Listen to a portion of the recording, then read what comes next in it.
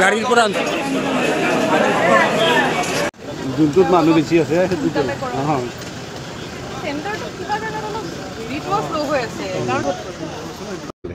হয়, ৰাতিপুৱাৰ পৰা ধুনীয়াকৈ চলি আছে। আমাৰ মানে 700+ ভোটিং চেণ্টাৰ্ছ আছে আৰু প্ৰত্যেকটো চেণ্টাৰতে ভোটাধিকাৰ সাব্যস্ত ৰাইজে আহি কৰিছে। আপোনালোকে নিজেই দেখিছে যে দীঘল দীঘল শাৰী আহিছে, ৰাইজ ওলাই আহিছে আৰু যিখিনি যাৱতীয় ব্যৱস্থা আছে কৰা হৈছিলে। এচিয়ৰ্ড মিনিমাম ফেচিলিটিছখিনি আমাৰ প্ৰত্যেকটো চেণ্টাৰত আছে আৰু পলিং প্ৰিচাইডিং বিষয়াখিনিয়ে হওক বা আমাৰ মাষ্টাৰ ট্ৰেইনাৰখিনি হওক, আমাৰ আটাইবোৰ চাৰ্কল অফিচাৰ, বিডিঅ' নিজেই এতিয়া মোৰ লগত উপস্থিত আছে ইয়াতে আৰু আমাৰ ছিনিয়ৰ অফিচাৰখিনি DDC, CEO, ADC আটাইবিলাক ৰাতিপুৱাৰ পৰা মই নিজেও ৰাতিপুৱাৰ পৰা আমি ঘূৰি আছোঁ চেণ্টাৰবিলাকত আৰু যাতে কোনো ধৰণৰ অসুবিধা নহয় সেইটো চোৱা হৈছে আৰু এতিয়ালৈকে অতি স্মুথলি আমাৰ ভোটিং চলি আছে আৰু হয়তো এতিয়ালৈকে যিটো আমাৰ হিচাপ আছে লাষ্ট যিটো প্ৰথম যিটো 2 আৰ্লি ৰিপৰ্ট আছিল তাতে 12% ভোটিং হৈ গৈছিল।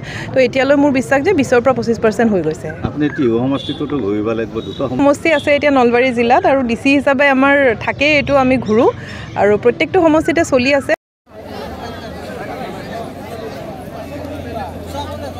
নাম শ্ৰী হীৰামণি মেধি, 40 নং টিহু সমষ্টিৰ 41 নং নতুন দেহৰ গাঁও পঞ্চায়তৰ 10 নম্বৰ ৱাৰ্ডৰ সদস্য হিচাপে মই মনোনীত হৈছোঁ।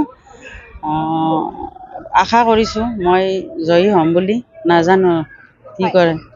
মই যদি জয়ী হওঁ আগন্তুক দিনত মই মহিলাসকলৰ উন্নতিৰ হকে মই যথেষ্ট চেষ্টা কৰিম আৰু দলৰ অনুশাসন মানি মই যিবিলাক আঁচনি আহে সেইবিলাক মই দিয়াৰ যত্ন কৰিম আৰু ৰাস্তা ঘাট পদূলি পানীৰ যিমান অসুবিধা থাকে বা ৰাস্তাবিলাকৰ লাইট টাইট যদি এনেকুৱা কিবা মই কৰিব পাৰোঁ সেইবিলাকৰ বিষয়ে মই চেষ্টা কৰিম। 40 নং নতুন দেহৰ গাঁও পঞ্চায়তৰ আপোনাৰ 9 নম্বৰ ৱাৰ্ডৰ পৰা আমি নিৰ্বাচনত অৱতীৰ্ণ হৈছোঁ। আমাৰ আপোনাৰ নিৰ্দলীয় প্ৰাৰ্থী হিচাপে আৰু আমাৰ ছবিটো হৈছে মাইক্ৰফোনত। বৰ্তমান আমি যিখিনি হৈ গ'ল এতিয়ালৈকে আপোনাৰ 6মান ভোট পোল হৈ গ'ল আৰু বাকীখিনি আমি আশা কৰিছোঁ গোটেইখিনি হ'ব। অসুবিধা বহুত আছে ক'ব গ'লে, এইখিনি আমি চাব লাগিব। আগতে চাই লোৱাচোন কি হয়, আমি আলোচনা কৰি কিনে কেনেকৈ আগবাঢ়িব পাৰি বা ধৰক ৰাইজৰ দিহা পৰামৰ্শৰ লগতে আপোনালোকৰো আশীৰ্বাদ লাগিব, দিহা পৰামৰ্শ লাগিব।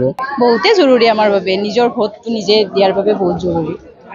যাতে ৰাইজৰ ভাল কাম কৰে, ৰাস্তা ঘাটৰ কামবিলাক কৰে, ৰাইজৰ গোটেৰে ভাল কাম কৰে, সেয়ে বিচাৰিছোঁ।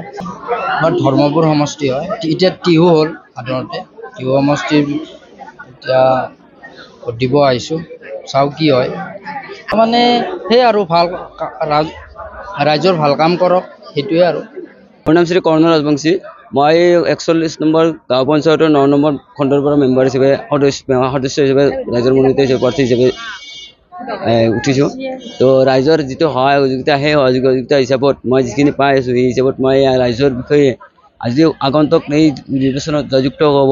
এতিয়া ৰাইজৰ যিখিনি সৰ্বাংগীন উন্নতিৰ ক্ষেত্ৰত যিখিনি ৰাস্তা পদূলি ঘাট যিখিনি আছে সেইখিনি যাতে ৰাইজৰ কোনো অসুবিধা নহয়, সেই অসুবিধাখিনি মই সকলোকে পৰিত্ৰাণ কৰিম বুলি এই কামটো আগবাঢ়িছোঁ।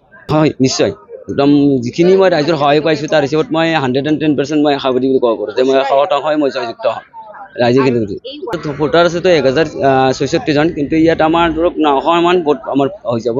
ভোট দিম, বিজেপি ভোট দিম, যিহেতুকে আমাৰ অসমত আমাৰ যিহেতুকে বিজেপিৰে চৰকাৰ হ'লে আমি আৰু তাতে আহিও আছোঁ আৰু যায়ো থাকিম তাতেই।